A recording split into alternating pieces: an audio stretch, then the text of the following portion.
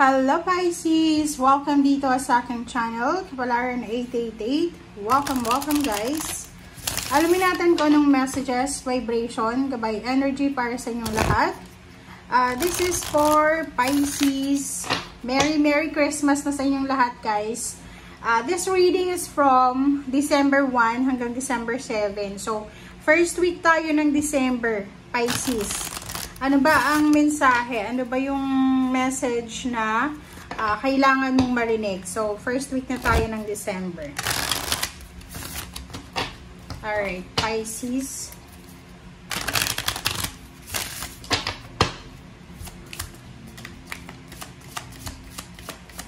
Okay, Pisces.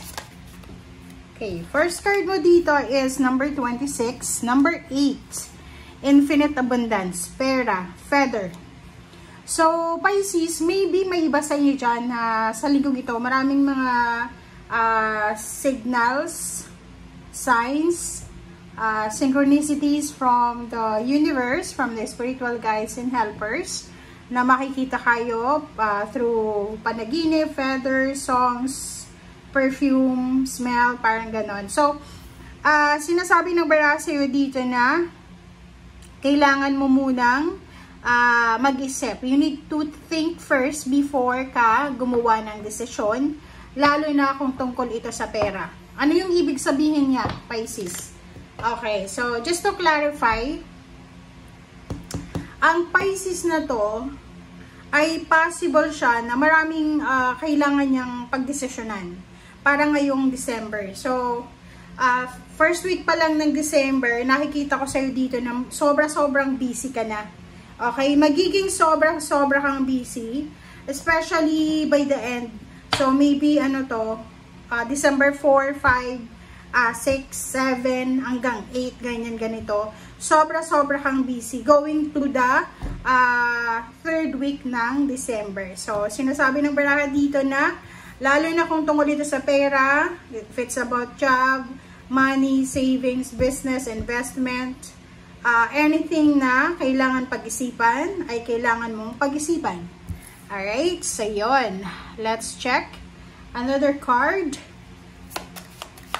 para sa lahat ng Pisces. Okay. Sundress, do it for you, 41.5. So, if ever lang na may mga, kumbaga, time na nag-iisip ka ng negative, may halimbawa, di ba? Hindi naman perfect yung buhay natin. Minsan, napapagod tayo, nalulungkot tayo, may mga hormonal imbalances, like may menstruation, or na-timing pa na dun mismo yung yung menopausal mo sa linggong yan. So, sinasabi ng bara sa'yo na just take a rest. Okay? Take a rest. Breathe in, breathe out. Kung ano man yan na pwedeng maging sagabal sa mga plano mo sa linggong ito, just breathe in, breathe out, relax, calm yourself, okay? And do it for you, para sa linggong ito. Alright? So, yun. Okay. Okay, so, unahin ko muna yung advice ng iyong mga spiritual guides and helpers. Kung ano ba ang gustong malaman mo galing sa kanila.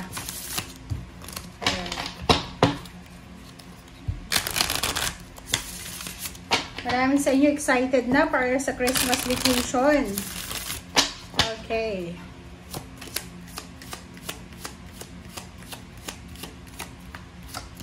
Alright. Okay, second deck natin, Athena. Wow, Pisces. It is safe for you to be powerful. You know how to be powerful in a loving way that benefits others as well as yourself. Okay. Doon sa mga Pisces na medyo nagigilty ka. Like for example, galing ka sa pamilya na sobrang hirap talaga sa buhay. Financial, even spiritual or emotional. But, siguro sobra kang masipag, trinabaho mo talaga kung ano yung meron ka sa ngayon.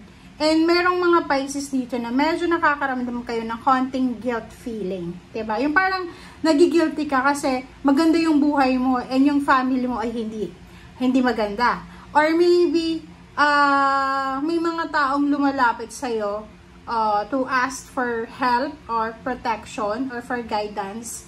And siguro hindi mo masyadong binibigay ngayon yung suporta mo kasi naglagay ka ng boundaries sa paligid mo. But still, nakakaramdam ka pa rin ng guilt feelings. Sinasabi ng Athena card na yan, okay, Pisces, huwag kang mag-guilty. Okay lang na maging powerful ka. Okay lang na mag-enjoy ka sa pinagpaguran mo. Okay?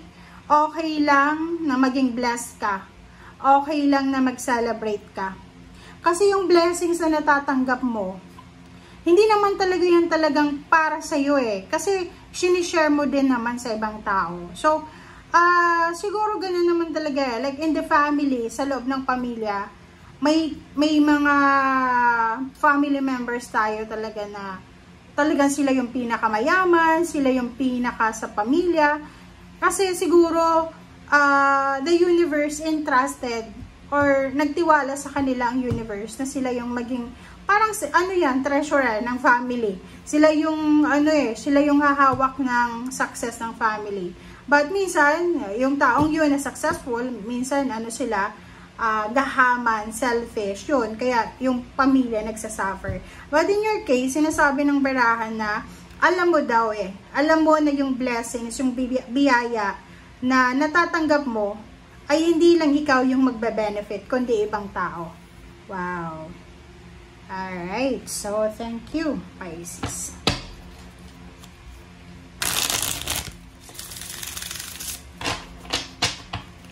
Okay, so let's check.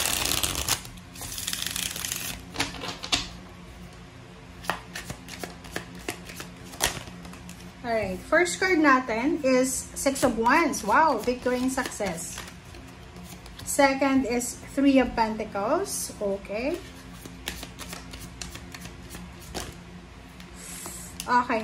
And Four of Pentacles. And the Hermit. Okay. Pisces. Okay. So, eto na. Eto na tayo. Tingnan nyo yung barahan nyo ha. Okay. Yung first two cards mo from the last deck.